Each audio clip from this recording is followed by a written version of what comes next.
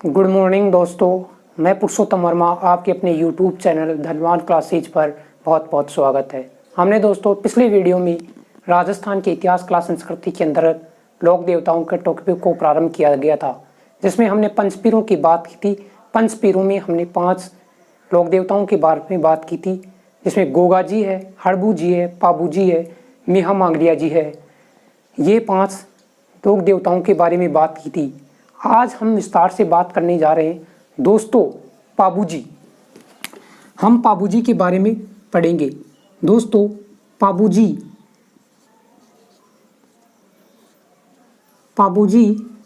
पाबूजी का इतिहास क्या रहा है। इनका संबंध मारवाड़ के राठौड़ों से इनका संबंध था। किनसे दोस्तों? मारवाड़ के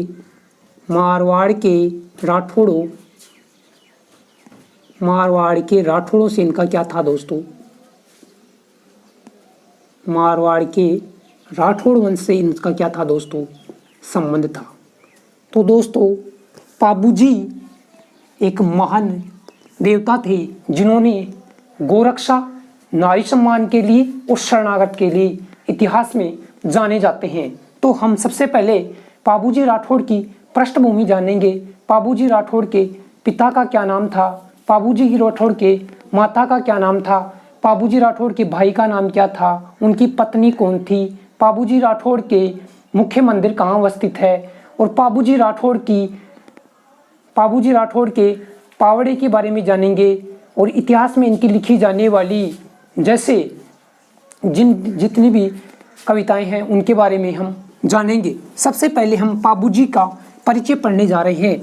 तो पाबूजी के उपनाम जानेंगे। सबसे पहले दोस्तों क्या जानेंगे? पाबूजी के उपनाम के बारे में जानेंगे। पाबूजी को किन किन उपनामों से जाना जाता है। इतिहास में सबसे पहले हम देखते हैं पाबूजी को गोरक्षक। कौन से रक्षक है? गोरक्षक है। कौन से रक्षक दोस्तों? गोरक्षक है। प्लेग रक्षक है। कौन से रक्षक दोस्तों? प्लेग रक्षक के रूप में भी जाना जाता है। प्लेग रक्षक है। कौन से रक्षक दोस्तों? प्लेग रक्षक के रूप में जाना जाता है। इन्हें हाड़ फाड़ के लोक देवता। कौन से देवता? हाड़ फाड़ के देवता के रूप में भी जाना जाता है। हाड़ फाड़ के देवता के रूप में भी जाना जाता है। दोस्तों इन्हें ऊंटों के देवता के नाम से भी जाना जाता है, क्योंकि ये ऊंट रक्षक देवता के रूप में इतिहास में ऊंट रक्षक देवता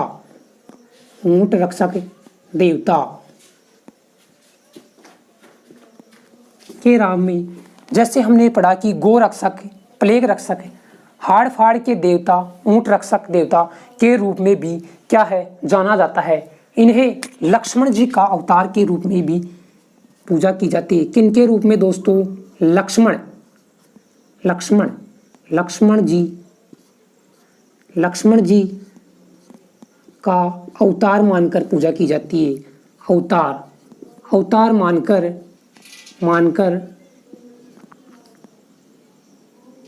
मानकर पूजा की जाती है। पूजा की जाती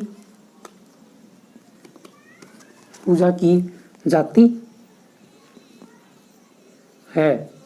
तो दोस्तों हमने इनके सबसे पहले उपनामों के बारे में जाना। इसके बाद में हम जानते हैं कि इनके पिता कौन थे। पिता का नाम क्या था दोस्तों? धांधल जी राठौड़। क्या था दोस्तों? धांधल। इनके पिता का नाम धांधल जी राठौड़ था। क्या नाम था दोस्तों? धांधल जी राठौड़ इनके पिता का नाम थे, जो राव आसनाथ जी के पुत्र थे। किसके पुत्र थे? राव आसनाथ जी के पुत्र थे। किनके पुत्र थे? राव आसनाथ जी के पुत्र और राव दुहड़ के भाई थे। किनके दोस्तों? राव दुहड़ के भाई थे। राव दुहड़ के भाई भाई थे। वह इतिहास में देखा जाए तो ये राव सिंह के वंशज थे। किनके? राव सिंह के वंशज थे। राव सिंह के वंशज थे। राव सिंह के वंशज थे। राव सिंह के वंशज थे। तो दोस्तों अपन आगे देखते हैं इनकी माता का नाम। इनकी माता का नाम दोस्तों सब हम देखते हैं कि इनकी माता का नाम क्या था। इनकी माता का नाम क्या था? कमलादे था। क्या नाम था दोस्तों? कमलादे। क्या नाम था? कमलादे। इनकी माता का नाम दोस्तों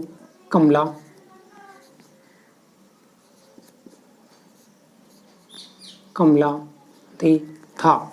आगे देखते हैं दोस्तों इनके बड़े भाई। इनके बड़े भाई थे बूढ़ो जी। कौन थे दोस्तों? बूढ़ो जी। कौन थे? बूढ़ो जी। दोस्तों इनका विवाह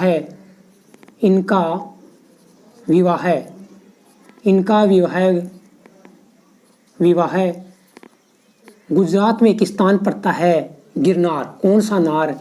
गिरनार नामक स्थान है जो गुजरात में पड़ता है। गुजरात में अवस्थित है। कहाँ अवस्थित है दोस्तों?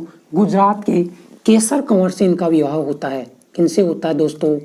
केसर कंवर से इनका विवाह होता है।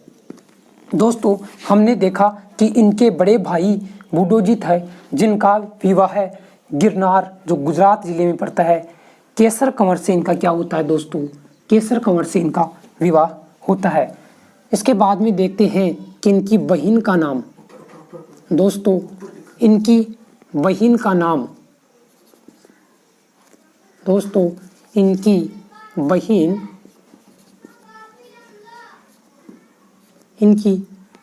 का नाम सोहनबाई था। क्या नाम था? सोहनबाई था। इनका विवाह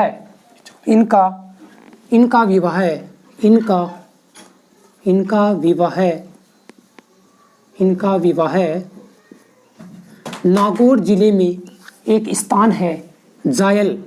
कौन सा? जायल। कौन सा स्थान है दोस्तों? जायल है जो नागौर जिले में पड़ता है। नागौर जिले के शासक जिंदराव खिंची के साथ हुआ। शासक कौन थे दोस्तों? जिंदराव खिंची। कौन से खिंची? जिंदराव खिंची थे दोस्तों।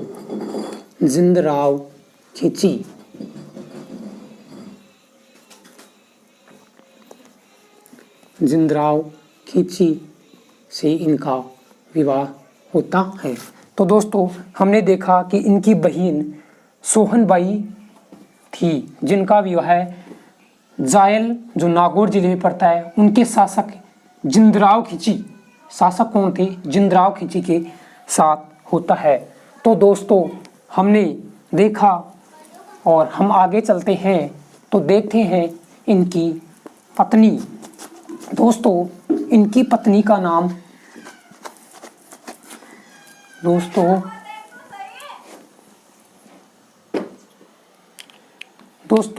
इनकी पत्नी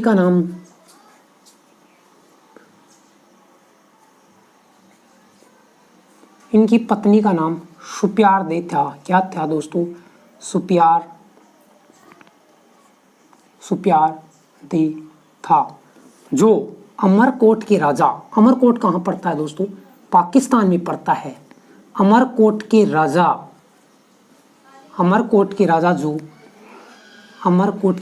कहाँ के राजा दोस्तों? अमरकोट के राजा सूरजमल। कौन से मल? सूरजमल सोडा की पुत्री थी। सूरजमल सोडा की क्या थी दोस्तों? पुत्री थी। सोडा की पुत्री थी। इनसे इनका विवाह होता है। तो दोस्तों हमने यहाँ तक का जो परिचय था, पिताजी, माता, भाई, बहन, इन सब का हमने परिचय पढ़ा। तो आगे देखते हैं दोस्तों, पाबूजी के गुरु का नाम क्या था। दोस्तों पाबूजी के गुरु का नाम देखते हैं। पाबूजी के गुरु का नाम था समर्थ भारती। कौन सा भारती? समर्थ भारती था दोस्तों, समर्थ भारती। समर्थ भारती थे। पाबूजी ने समर्थ भारती से शिक्षा दीक्षा प्राप्त की। अब देखते हैं दोस्तों, पाबूजी के घोड़ी का नाम क्या था। घोड़ी, पाबूजी के घोड़ी का नाम क्या था? केसर कालमी। कौन सी कालमी दोस्तों? केसर कालमी। केसर कालमी था। कौन सी कालमी था? केसर कालमी था। तो दोस्तों इसके बाद में अपन देखते हैं कि पाबूजी की फड़ के बारे में जानेंगे। पाबूजी की फड़ के रूप में जानते हैं। सबसे पहले ऐसे पाबूजी री फड़। दोस्तों पाबूजी की फड़ का वाचन ऊंट बीमार होने पर। कब दोस्तों? ऊंट बीमार होने पर।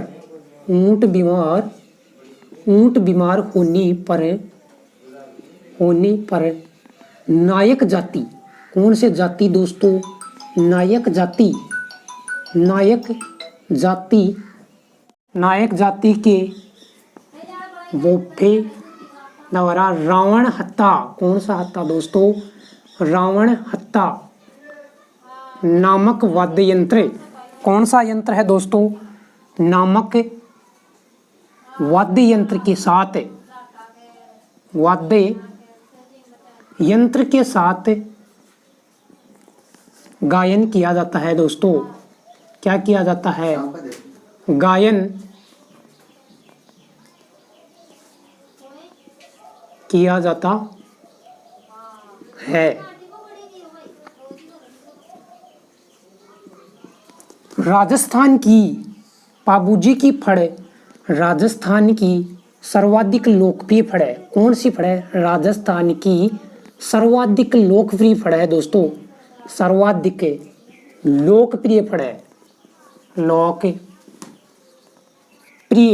लोकप्रिय फड़ है दोस्तों। फड़ है। वह सबसे छोटी फड़ भी है। सबसे छोटी फड़ है। सबसे छोटी फड़ है दोस्तों। इसके बाद में अपन बात करते हैं पाबूजी रे पावड़े। पाबूजी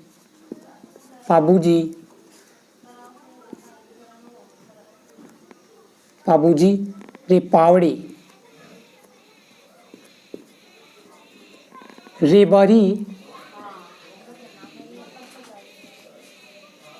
रेबारी जिन्हें रायका भी बोलते हैं दोस्तों। रायका जो ऊंट पालक एक क्या है? जाति है। रायका व थ्योरी समाज के लोग, थ्योरी जाति के लोगों द्वारा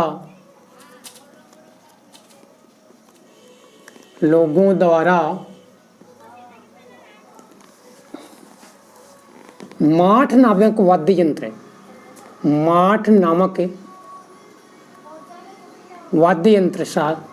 वाद्य यंत्र के साथ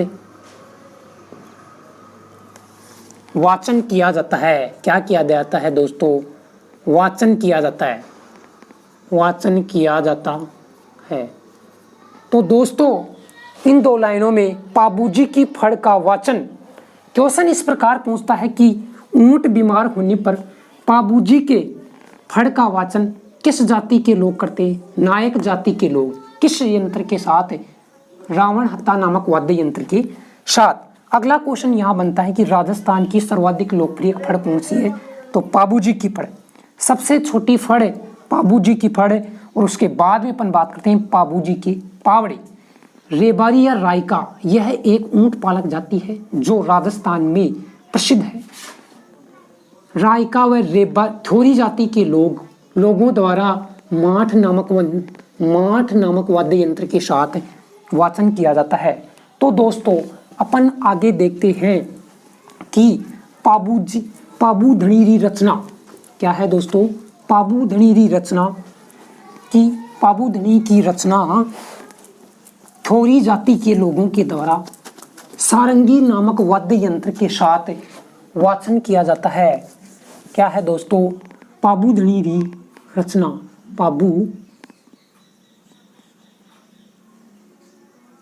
पाबूधनी रचना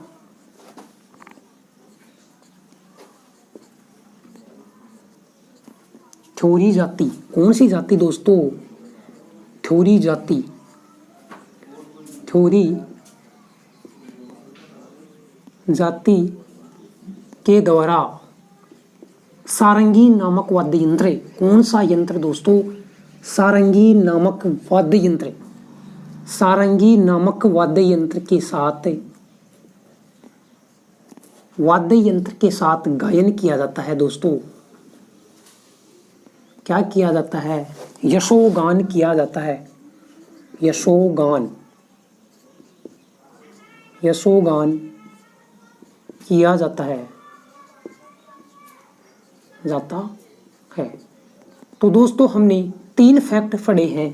पाबूजी की फड़ के बाद में पाबूजी के पावड़े और पाबूधनी रचना जो थोरी जाति के लोगों द्वारा सारंगी नामक वाद्य यंत्र के साथ यशोगान किया जाता है। उसके बाद में अपन देखते हैं दोस्तों पाबूजी का प्रतीक चिन्ह क्या है। वेरी मोस्ट क्वेश्चन है, ध्यान रखना दोस्तों। पाबूजी का प्रतीक चिन्ह क्या है, अश्व। क्या है दोस्तों, अपन देखते हैं कि पाबूजी का प्रतीक चिन्ह क्या है कि भाला लिए अश्वरोही। क्या है दोस्तों, भाला लिए अश्वरोही, भाला लिए अश्वरोही। कौन सा दोस्तों, भाला लिए अश्वरोही। वह बाईं ओर झुकी पाग। क्या है दोस्तों, बाईं ओर झुकी पाग, बाईं ओर झुकी पाग, झुकी पाग। ध्यान रखना दोस्तों, यह क्वेश्चन बहुत ही इंपॉर्टेंट है कि प्रतीक चिन्ह क्या है पाबूजी का, भाला लिए अश्वरोही, पाबूजी बाईं ओर झुकी पाग। इन दोनों में से कोई भी एक ऑप्शन में आ सकता है। आगे देखते हैं दोस्तों पाबूजी का मुख्य मंदिर। पाबूजी दोस्तों आगे देखते हैं हम पाबूजी का मुख्य मंदिर। पाबूजी का मुख्य मंदिर कोल्लू मंड जोधपुर में। कहाँ है दोस्तों, कोल्लू मंड। कौन सा मंड, कोल्लू मंड जोधपुर में। कोल्लू मंड जोधपुर में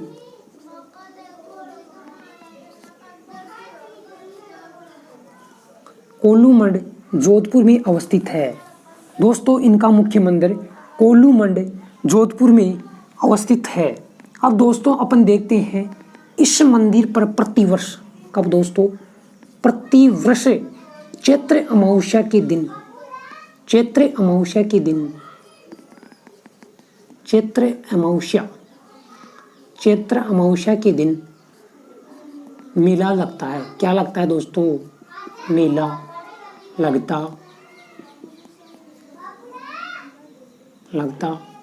है। तो दोस्तों देखा हमने इनका मुख्य मंदिर है जो कोल्लू मंड जोधपुर में है और चैत्र अमावस्या को, प्रतिवर्ष चैत्र अमावस्या को क्या लगता है, मेला लगता है। तो दोस्तों हमने देखा कि प्रतीक चिन्ह भाला लिए अश्वरोही बाईं ओर झुकी पाग है। इनका मुख्य मंदिर कोल्लू मंड जोधपुर में अवस्थित है और प्रतिवर्ष इनका मेला कहाँ लगता है, जोधपुर में लगता है और प्रतिवर्ष चैत्र अमावस्या के दिन इनका क्या बढ़ता है दोस्तों, मेला बढ़ता है। इसके बाद अगला कॉन्सेप्ट देखते हैं दोस्तों, मेहर जाति के मुसलमान। कौन से दोस्तों, मेहर जाति के मुसलमान। मेहर जाति के मुसलमान मुसलमान इन्हें पीर के नाम से पुकारते हैं दोस्तों। पीर के नाम से, किस नाम से दोस्तों? पीर के नाम से पुकारते हैं।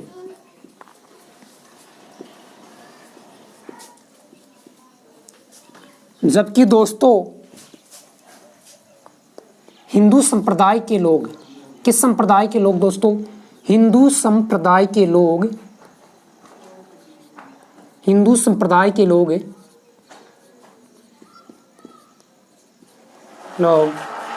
इन्हें लक्ष्मण का अवतार मानकर, लक्ष्मण जी का अवतार मानकर पूजा करते हैं दोस्तों। अवतार मानकर पूजा करते हैं।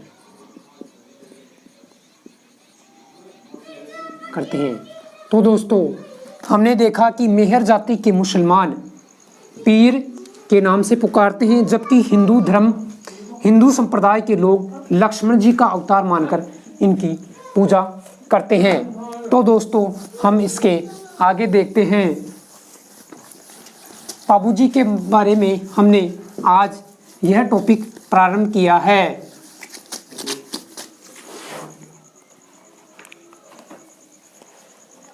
दोस्तों आराध्य देव,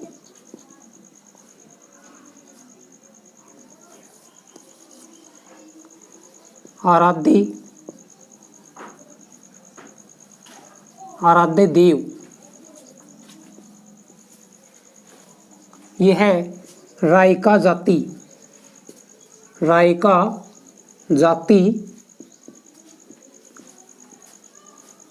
व थोरी जाति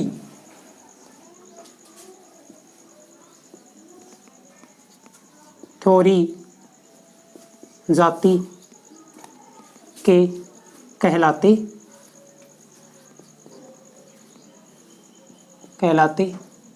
हैं। तो दोस्तों बाबूजी को रायका जाति व थोरी जाति के आराध्य देव कहलाते हैं। तो हमने दोस्तों बाबूजी के बारे में पढ़ा है। तो हम आगे देखते हैं कि अब अपन देखते हैं कि बात 1200 कहानी स्टार्ट होती है 1276 ईस्वी में। कब होती है दोस्तों? 1276 ईस्वी में बाबूजी का विवाह है।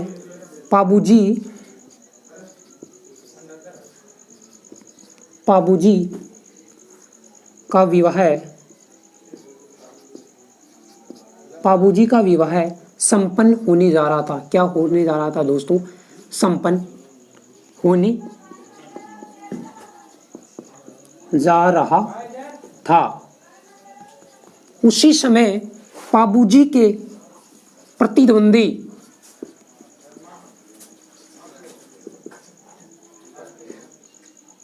प्रतिद्वंदी जिंदराव खिची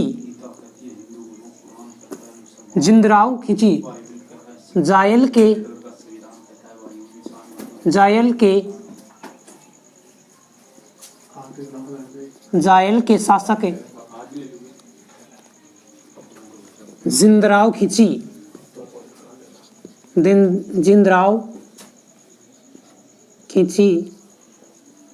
ने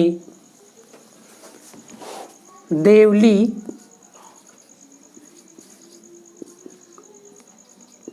चारणी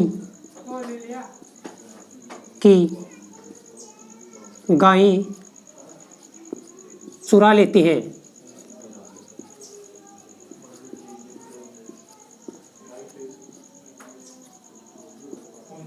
इस घटना का पता बाबूजी को चलता है।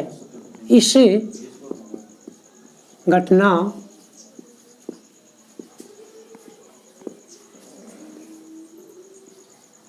घटना का समाचार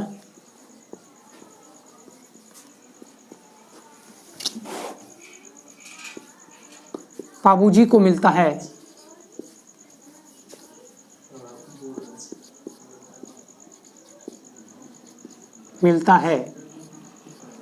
उसी समय मिलता है तो दोस्तों उस समय पाबूजी के 3.5 फेरे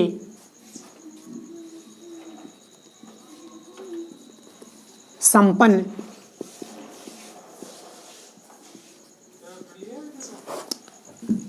हुए और 20 फेरों से पाबूजी उठकर देवली चारणी से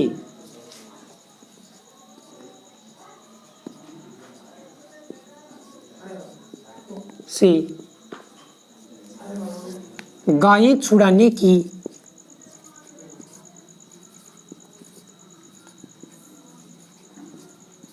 छुड़ाने का वचन देकर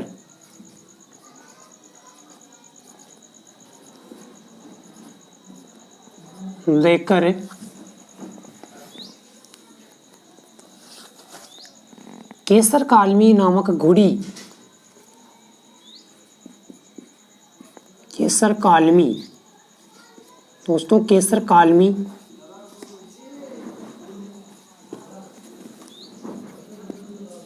घोड़ी लेकर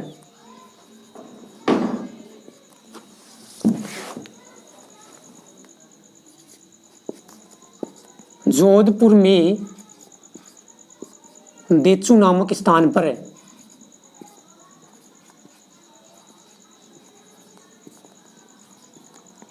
पर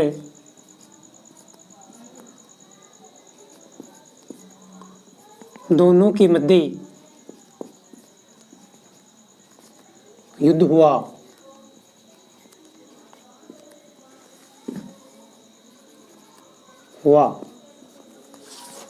तो दोस्तों हमने देखा कि 1276 ईस्वी की बात है। पाबूजी राठौड़ का विवाह संपन्न होने जा रहा था।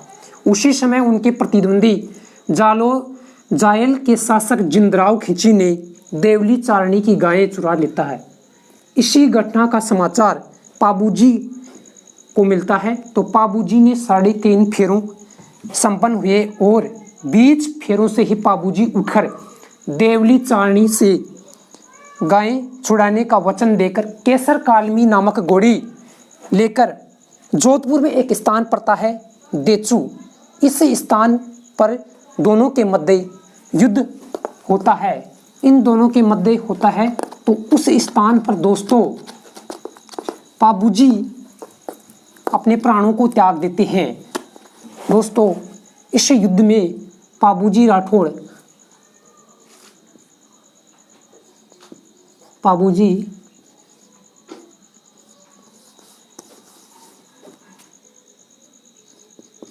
गो रक्षा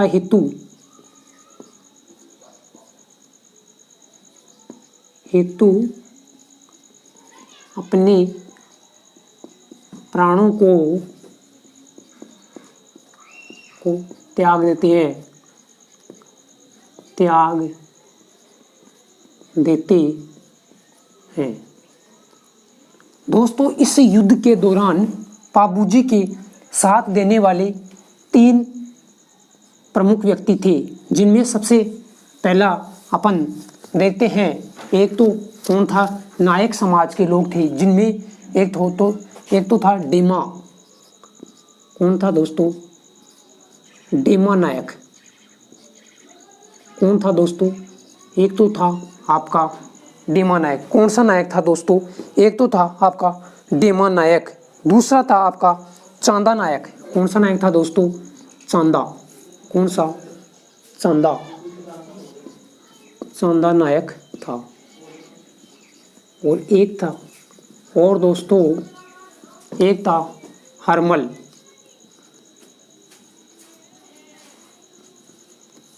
इन तीनों ने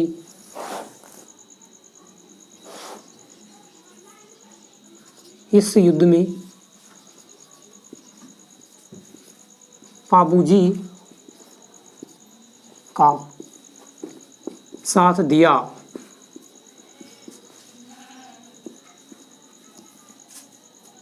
दिया था। अब दोस्तों हम पाबूजी के बारे में कुछ महत्वपूर्ण शब्दावलियां रचना पढ़ते हैं। प्रमुख रचनाएं।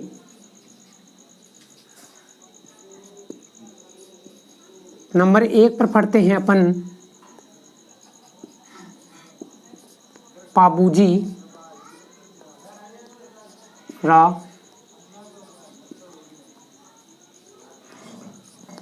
कट कर रही यार, 1 मिनट। बिट्ठू सूजा। कौन थे दोस्तों? बिट्ठू सूजा थे। इसके बाद में नंबर 2 पर देखते हैं पाबूजी रा दोहा। कौन थे? लगराज। कौन थे दोस्तों? लगराज। उसके बाद में अपन देखते हैं 3 नंबर पर पाबूजी रा सोरठा। पाबूजी रा सोरठा। क्या देखते हैं दोस्तों? पाबूजी रा सोरठा। रामनाथ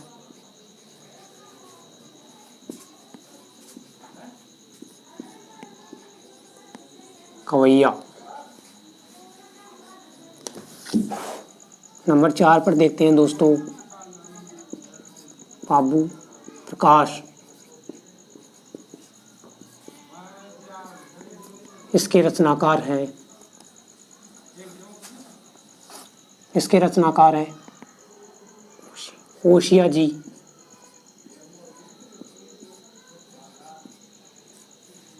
होशिया जी मोड़। इसमें पाबूजी की जीवन शैली का वर्णन मिलता है। इसके बाद में देखते हैं दोस्तों नंबर 5 पर पाबू जी री बात। पाबूजी री बात। लक्ष्मी कुमारी चुड़ावत। तो दोस्तों हमने आज प्रमुख इसकी रचनाएं देखी। पाबूजी रा छंद बिट्ठू सूजा द्वारा रचनाएं लिखित है। पाबूजी रे दोहा लंगराज। पाबूजी रा सोरठा रामनाथ कवैया। पाबूजी रा आशिया मोड़ द्वारा रचित है, जिसमें पाबूजी के जीवन शैली का वर्णन मिलता है। दोस्तों पाबूजी री बातां लक्ष्मी कुमारी चुड़ावत। दोस्तों हमें इस वीडियो पर पूर्ण विश्वास है कि आपको यह वीडियो कैसा लगा होगा। दोस्तों हंसते रहे, मुस्कुराते रहे, यूं ही मस्त रहे और अपनी तैयारी में व्यस्त रहे, क्योंकि दोस्तों हमेशा हमें तैयारी में लगे रहना है। ये वीडियो कैसा लगा आप कमेंट बॉक्स में इसकी राय लिखें। दोस्तों हमारे YouTube चैनल को सब्सक्राइब करें, लाइक करें, अधिक से अधिक दोस्तों के साथ शेयर करें। जय हिंद दोस्तों।